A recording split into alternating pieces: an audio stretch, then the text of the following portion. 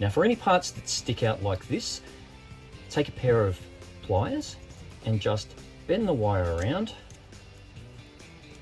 and squish it down so the sharp bits aren't going to stick you. Now because my armature is a little bit skinny, what I'm going to do is I'm going to bulk it up a little bit so that I'm not using so much clay when I'm doing my sculpt. And to do that, I'm going to use a piece of aluminium foil. And the way to do this is just scrunch it up a little bit and then take your armature and push the aluminium into the form. You just kind of scrunch it in a little bit, give it a bit of a squeeze, and it will stay on there quite well. Now what you might notice is it's starting to take shape. It's starting to look a little bit more like a human.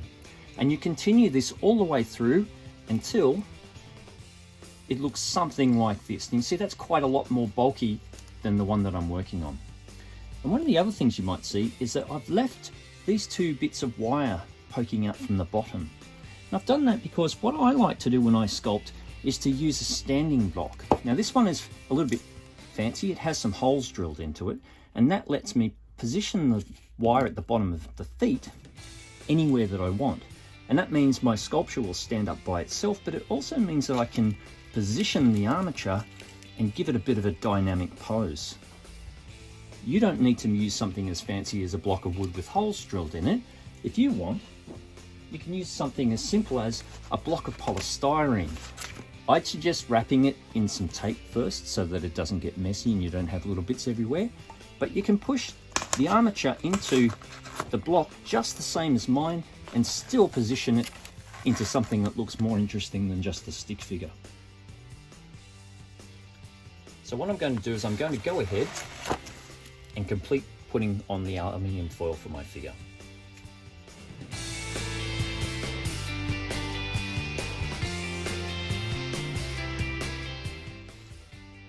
So that's good enough. That's all I really need to do.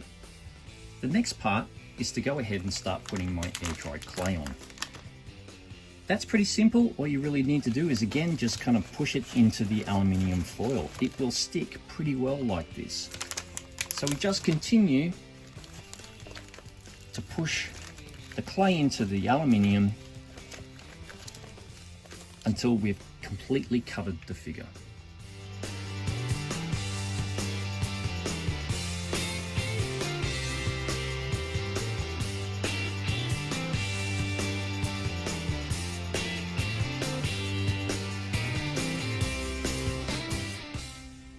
So now that the clay is on my figure, it's human shaped, but it still has a lot of detail that needs to be put into it.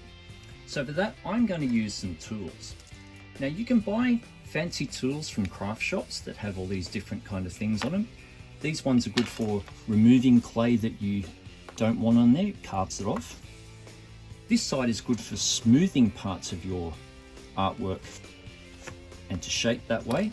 And the various parts on these other tools do similar jobs. Some are sharper, some are rounder.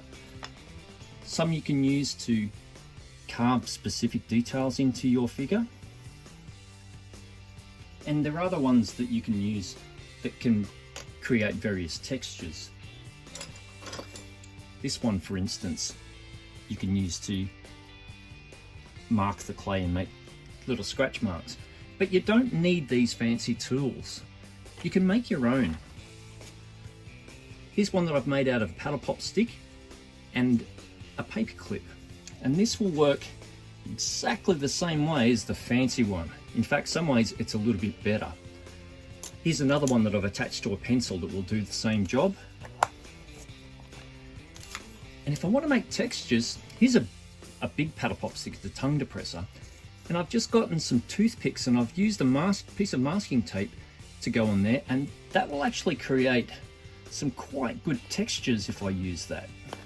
So you don't need fancy tools, you can make your own. And some of my favorite tools are ones that I've just made purposely for a job, and they're ones that I go back to time and again.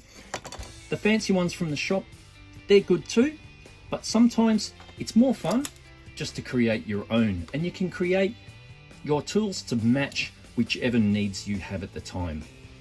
Now, I'm not going to show you how I finished this particular work at the moment because I've had another idea. I'm going to create a second figure and I'm going to show you how I do some of the shaping of the features on that one in a moment. But first I'm going to show you some alternatives for things so that you don't have to use clay if you don't really want to.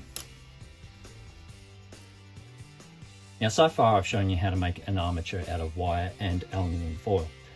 As I said earlier, you can make your armature out of just about anything that you've got to hand. You can use things like pipe cleaners, you can use tongue depressors, you can use paddle pop sticks, you can even use matchsticks that you can get from a craft shop, craft wood. You can even use cardboard and cardboard rolls, but one thing I would ask is that you don't use the cardboard rolls that come from the toilet, because that's just icky and nobody wants to do that. So the rolls that come out of aluminium foil or paper rolls, they're fine, but just steer clear from the toilet ones. You can even use sticks off a tree, and you don't even need to use masking tape to bind things together. If you've got some cable ties, they work just as well, or you might want to use pipe cleaners to tie things together. I've used a rubber band on this one, so it's pretty much up to you what you can find as to what you use. The more experiments that you make in your creation, the better and the more interesting it's going to be. Here's an example of one that I just made out of twigs that I picked up from outside with masking tape. I've bulked up the leg with aluminium foil and I've just covered the outside with masking tape. So you can see you can start with an armature that's very twiggy and end up creating shape according to the kind of stuff that you wrap around your figure. So this one is just masking tape and twigs. I've also made one out of cardboard rolls and masking tape. You can see he's a very rudimentary figure, but you can still recognize that as a person, so that's another idea. Or you can even go to the extent of doing something like this, where I've used pipe cleaners and I've wrapped wool around the body, and that creates some quite nice shapes and curves. So you can see the shape of the arm, the shape of the leg came out really well. I've then just covered it with masking tape and painted the outside of the masking tape. So I'll get to finishing later on. I just did this one as an example of the kind of things that you can do. You'll notice I do have some wire sticking out of this one. I did have that in the block for a little while I was wrapping it and painting it. So as I said, any materials that you can find, you can use. Just try to be as expressive and as interesting as you can. And of course, one of the other really great things about art is that you don't have to stick to the rules. It doesn't even have to be a figure that you would recognize walking down the street. You could make, for instance, an armature for a mermaid, or perhaps you would like to create an animal. So here's one that I created that's for a bird, and here's one that I created that's for a dog. You see the shape of the dog's head here. The principle is pretty much the same. It's a skeletal shape that you then put aluminium or whatever materials that you're going to use to bulk it up to, and then you would put your clay on the outside.